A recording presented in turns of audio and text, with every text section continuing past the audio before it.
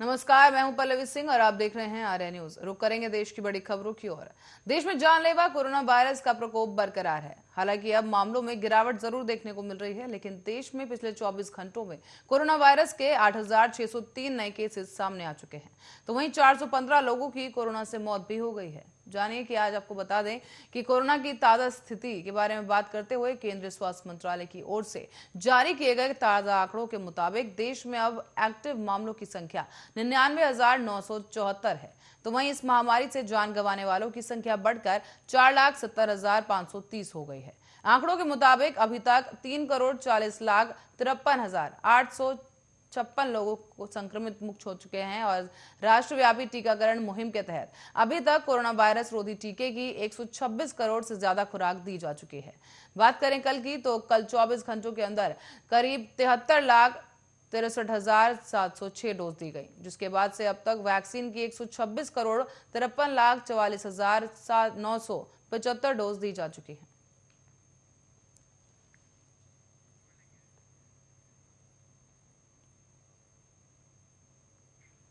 और इसी बीच विश्व स्वास्थ्य संगठन ने शुक्रवार को बताया है कि कोरोना वायरस संक्रमण का नया वेरिएंट ओमिक्रॉन दुनिया के करीब 38 देशों में फैल चुका है, लेकिन इसके कारण अभी तक किसी भी मरीज की मौत नहीं हुई है। डब्ल्यूएचओ ने कहा कि अभी भी ओमिक्रॉन से संबंधित मौतों का कोई मामला सामने नहीं आया, लेकिन अगला जो नया वेरिएंट ये है, कुछ महीनों में यूरोप के आधे से ज्यादा कोविड मामलों का कारण बन सकता है। इसके साथ ही डब्ल्यूएचओ ने यह भी चेतावनी दी है कि यह निर्धारित करने में हफ्तों लग सकते हैं कि वेरिएंट कितना संक्रामक है, क्या यह अधिक गंभीर बीमारी का कारण बनता है और इसके खिलाफ कितना प्रभावी उपचार और टीके हैं। बता दें कि हाल ही में अमेरिका और ऑस्ट्रेलिया ने नए वेरिएंट के स्थानीय रूप से प्रसारित मामलों की पुष्टि की। तो वहीं दक्षिण अफ्रीका में इसके कारण कोविड-19 के मामलों में तेजी भी आई है। डब्ल्यूएचओ के अधिकारियों ने कहा कि ओमिक्रॉन के सामने आने के बाद भी डेल्टा स्वरूप के खिलाफ अपनाए गए उपाय इस महामारी से जंग की बुनियाद बने रहने चाहिए। साथ ही स्वीकार यह भी किया कि कुछ देशों द्वारा सीमा बंद करने के उपाय को अपनाए जाने की तैयारी के लिए समय दे सकता है। पश्चिमी प्रशांत के लिए डब्ल्यूएचओ के क्षेत्रीय निदेशक डॉक्टर ताकेशी कसई ने ऑनलाइन संवाददाता सम्मेलन में कहा कि सीमा पर पाबंदी वायरस के अंदर आने में देरी कर सकता है और इसकी तैयारी के लिए समय मिल सकता है, लेकिन हर देश और हर समुदाय को मामलों में नई वृद्धि के लिए तैयार रहना चाहिए। उन्होंने ये भी कहा कि अब इन सब में अच्छी खबर यह है कि ओमिक्रॉन के बारे में हमारे पास कोई ऐसी सूचना नहीं है जो ये बताती है कि हमारी प्रतिक्रिया की दिशा बदलने की जरूरत है। डब्ल्यूएचओ के क्षेत्रीय आपात स्थिति निदेशक डॉक्टर बी ओलोवुकेरे ने बताया है कि इसका मतलब है कि टीकाकरण बढ़ाने पर जोर देना चाहिए, सामाजिक दूरी के नियमों का पालन करना अनिवार्य होगा, साथ ही मास्क पहनना और ऐसे तमाम उपाय करना अभी भी जरूरी है।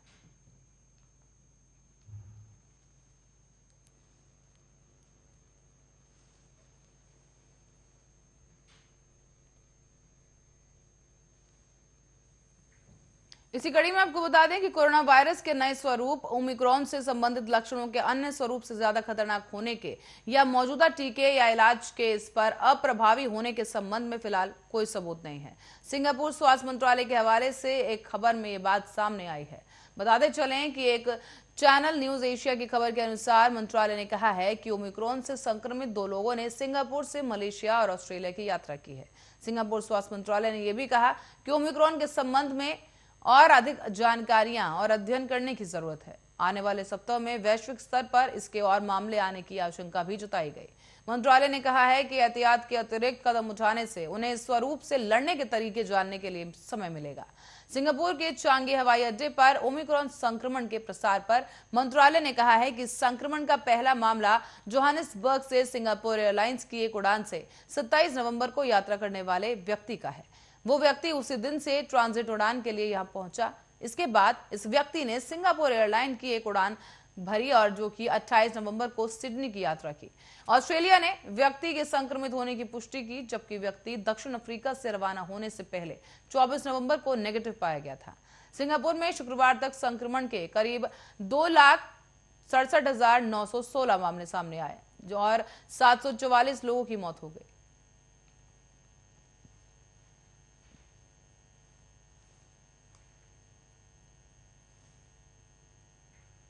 अब आपको बताते चलें कि दक्षिण अफ्रीका में विशेषज्ञों ने बच्चों में कोविड-19 के बढ़ते मामलों पर चिंता जाहिर की है।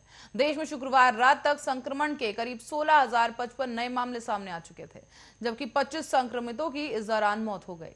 National institute of communicable disease की डॉक्टर बसीला जसत ने कहा कि हमने देखा है कि पहले बच्चे कोविड महामारी से इतने प्रभावित नहीं हुए। बच्चों को अस्पताल में भर्ती करने की जरूरत भी ज्यादातर नहीं पड़ी। उन्होंने कहा कि हम महामारी की तीसरी लहर में 5 साल से कम उम्र के अधिक बच्चे अस्पताल में भर्ती करवाए गए। 15 से 19 वर्ष की आयु के किशोरों को भी अस्पतालों में भर्ती करवाना पड़ा। और जसत ने आगे कहा कि अब चौथी लहर की शुरुआत में सभी आयु वर्गों में मामले तेजी से बढ़ रहे हैं, लेकिन 5 साल से कम उम्र के बच्चों में विशेष तौर पर ये मामले बढ़े हैं।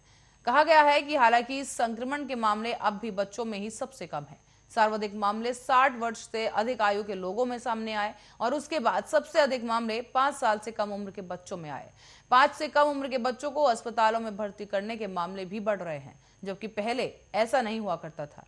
आपको बता दें कि एनआईसीडी के मेडिकल ग्रूम ने कहा कि मामले बढ़ने को लेकर तैयारी के महत्व पर विशेष जोर देने की जरूरत है, जिसमें बच्चों के लिए बिस्तर और कर्मचारियों को और बढ़ाया जाए। स्वास्थ्य मंत्रालय जो कि पहला ने कहा है कि दक्षिण अफ्रीका के 9 प्रांतों में से 7 में संक्रमण के मामले और संक्रमण की दर बढ़ रही है।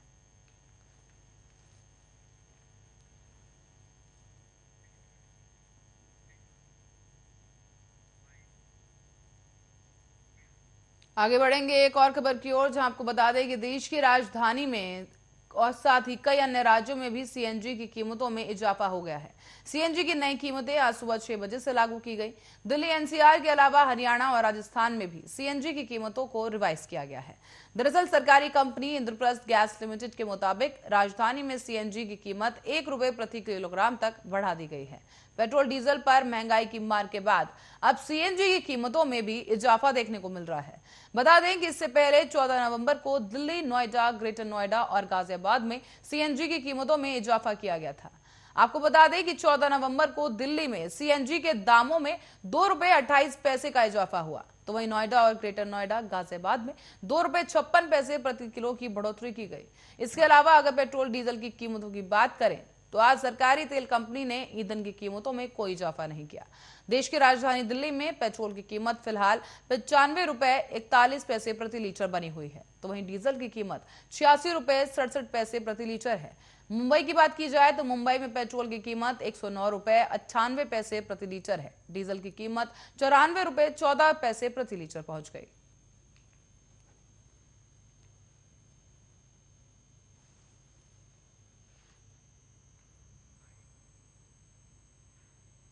बात करेंगे उत्तर प्रदेश की, तो उत्तर प्रदेश के सियासी गलियारों की सरगर्मियां लगातार बढ़ रही हैं। यूपी में बड़े दलों के अलावा अब छोटे दल भी लगातार प्रचार में जुटे हुए हैं। सुहेल देव भारतीय समाजवादी पार्टी के राष्ट्रीय अध्यक्ष ओम प्रकाश राजभर सुल्तानपुर पहुंचे और भागीदारी पार्टी के समर्थन में रैली की। जनसभा को संबोधित करते हुए ओम प्रकाश राजभर ने केंद्र और प्रदेश सरकार पर तीखा निशाना साधा है। दरअसल सुबह सपा और सपा ने इस बार चुनावी दंगल में एक साथ उतरने का फैसला किया है। रैली के दौरान राजभर ने कहा कि 2022 के चुनाव में बीजेपी को सत्ता से बेदखल कर सपा सुप्रीमो अखिलेश यादव को मुख्यमंत्री बनाएंगे। इसके साथ ही उन्होंने सरकार बनने पर प्रदेशवासियों को फ्री बिजली, फ्री शिक्षा और फ्री इलाज का वादा भी कर दिया। ऐसे में धम्मौर कस्बे में भागीदारी पार्टी की तरफ से महापंचायत का आयोजन भी किया गया था। इस महापंचायत में इसौली विधानसभा की भागीदारी पार्टी की दिव्या प्रजापति के समर्थन में ओपी राजभर भी पहुंचे। साथ ही इस रैली में समाजवादी पार्टी के कई नेता और कार्यकर्ताओं ने भी शिरकत की। रैली के दौरान राजभर ने कहा है कि बीजेपी का मतलब भारतीय झूठ पार्टी है। अब तक उन्होंने जो भी वादे किए पूरा नहीं किया। महंगाई और भ्रष्टाचार भी इस समय चरम पर है। उन्होंने ये भी कहा कि स्वर्ण का आरक्षण चंद दिनों में ही तय कर दिया जाएगा, लेकिन अति पिछड़ी जाति अभी भी इससे वंचित है। राजभर ने आगे कहा कि हमने 2017 में बीजेपी की सरकार बनाई थी और आने वाले 2022 के चुनाव में अब बीजेपी को सत्ता से बेदखल करके सपा सुप्रीमो अखिलेश यादव को मुख्यमंत्री बनाना है। ओम प्रकाश राजभर ने साफ कहा कि अखिलेश यादव की सरकार बनते ही स्नातकोत्तर तक की पढ़ाई मुफ्त की जाएगी। ओपी राजभर ने कहा है कि मैं बीजेपी के साथ पूरी ईमानदारी से था, लेकिन वो बेईमानी करने लगे तो उनका साथ मैंने छोड़ दिया।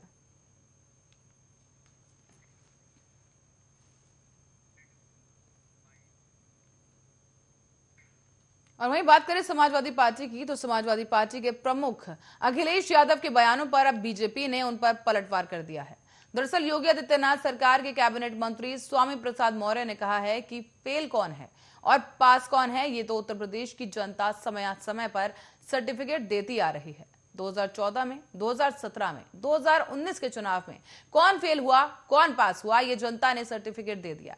बीजेपी नेता ने आगे कहा कि अखिलेश यादव को अपना अंतर्मन टटोलना चाहिए। मौर्य ने आगे कहा है कि अखिलेश आरोप लगाने से पहले अपने भीतर झांक कर देखेंगे तो खुद कटघरे में नजर आएंगे।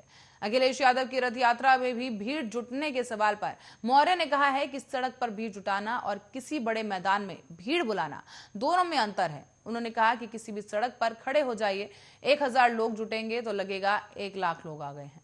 उन्होंने ये भी कहा कि अभी भी भीड़ जुटाने में कोई मोदी जी का पीछा नहीं कर पाएगा।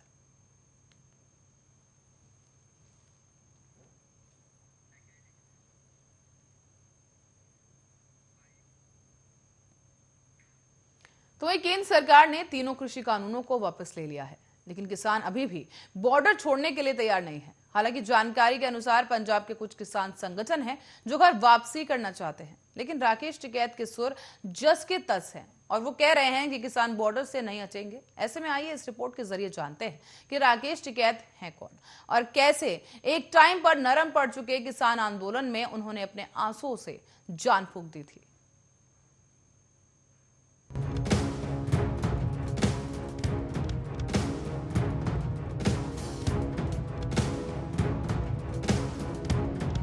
किसान आंदोलन की शुरुआत तो वैसे पंजाब से हुई थी और पंजाब के किसानों ने ही इसकी शुरुआत की थी।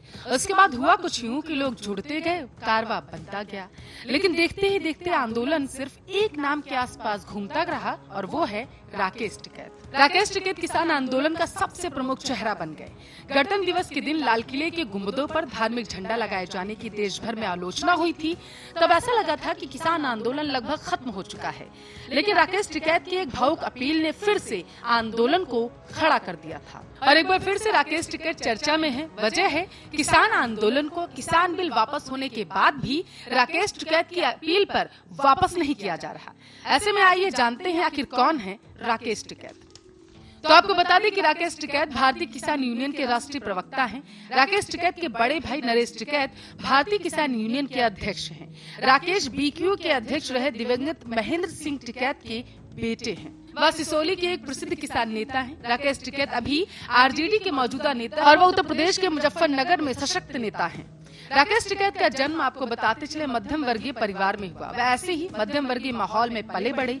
राकेश ने मेरिट यूनिवर्सिटी से एमए किया, उसके बाद एलएलबी किया। जानकारी के अनुसार वह दिल्ली पुलिस में कांस्टेबल के पद पर भी तैनात थे। सन 1993 और 1994 में उनके पिता के नेतृत्व में किसान आंदोलन चल रहा था। आंदोलन बढ़ता जा रहा था। कहा जाता है कि दिल्ली पुलिस के अधिकारी जब वह आंदोलन खत्म नहीं करा पाए तो उन्होंने राकेश टिकैत पर दबाव बनाना शुरू किया। दबाव पड़ने पर उन्हें नौकरी छोड़नी पड़ी। दिल्ली पुलिस से कांस्टेबल की नौकरी छोड़ने के बाद राकेश टिकैत भी किसान यूनियन में शामिल हो गए और उसके ठीक कुछ दिनों बाद ही उनके पिता की कैंसर से मृत्यु हो गई थी। पिता की मौत के बाद उन्होंने और उनके भाई ने भारतीय किसान यूनियन की बागडोर संभाल ली। हालांकि राकेश टिकैत का परिवार बालियान खाप से है। इस खाप का नियम है कि पिता की मौत के बाद परिवार का मुखिया घर का बड़ा बेटा ही होता है। अब चूंकि नरेश राकेश से बड़े थे, इसलिए उन्हें बीक्यू का अध्यक्ष बनाया गया। लेकिन जानकारी के अनुसार नरेश सिर्फ नाम के अध्यक्ष हैं। पार्टी के फैसले राकेश टिकैत ही लेते हैं। इसके अलावा वही पार्टी को लीड करते हैं। खैर, यहाँ पर आपको ये भी बताते चले कि राकेश टिकैत ने किसान यूनियन के जरिए राजनीति में आने का प्रयास किया। वह 2007 में मुजफ्फरनगर की खतौली विधानसभा सीट से निर्दलीय चुनाव लड़े, लेकिन वह यह चुनाव हार गए थे। दूसरी बार उन्होंने फिर से भाग्य आजमाया और 2014 में अमरोहा से लोकसभा चुनाव लड़े। इस बार उन्हें राष्ट्रीय लोकदल पार्टी ने टिकट दिया, लेकिन वह दूसरी बार भी चुनाव हार चुके थे। खैर, अब आपको बता दें कि किसान बिल वापस हो चुका है और मिली जानकारी के अनुसार पंजाब के कुछ किसान संगठन वापसी भी करना चाहते हैं घर की। लेकिन राकेश टिकैत और उनके संगठन का मानना है कि जब तक एमएसपी पर गारंटी कानून नहीं बन जाता तब तक किसान बॉर्डर पर डटे रहेंगे और आंदोलन जारी रहेगा। Special desk, Arya news.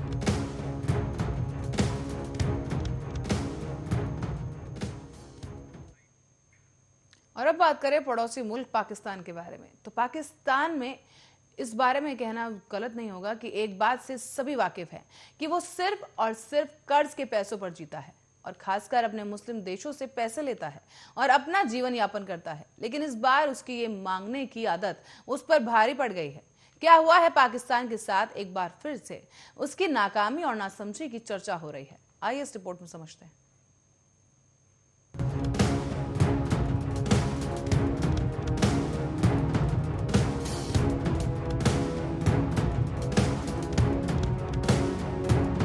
Pakistan को आर्थिक बदहाली की कगार पर पहुंचाने वाले इमरान खान ने मुल्क को ऐसे कर्ज में फंसा दिया जिसकी हर तरफ आलोचना हो रही।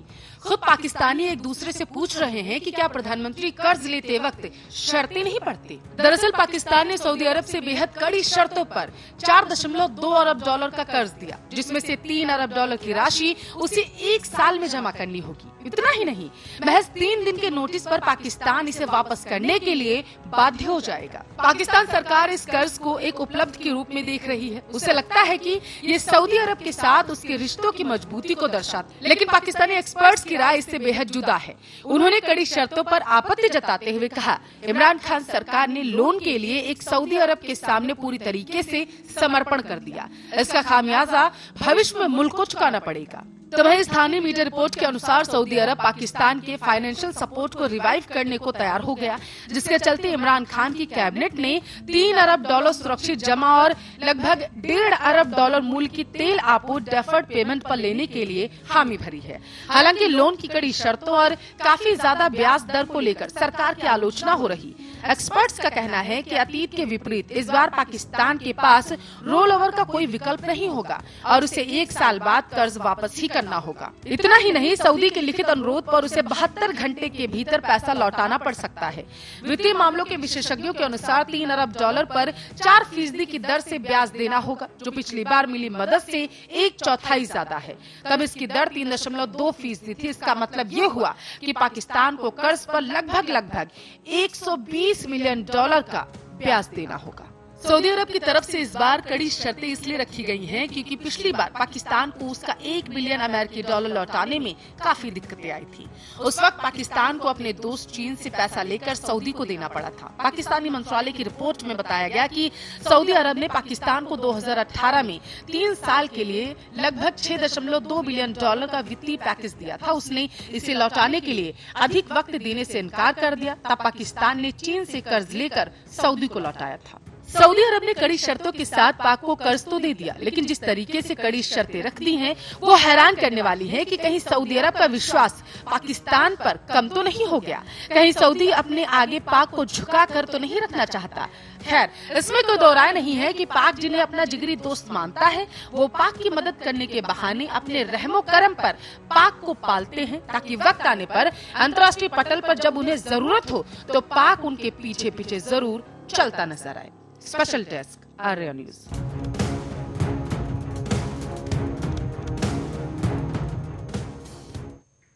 और इसी रिपोर्ट के साथ ही फिलहाल के लिए खबरों में इतना ही। देश दुनिया की तमाम खबरों के लिए बने रहे हमारे साथ, देखते रहे आर्या न्यूज।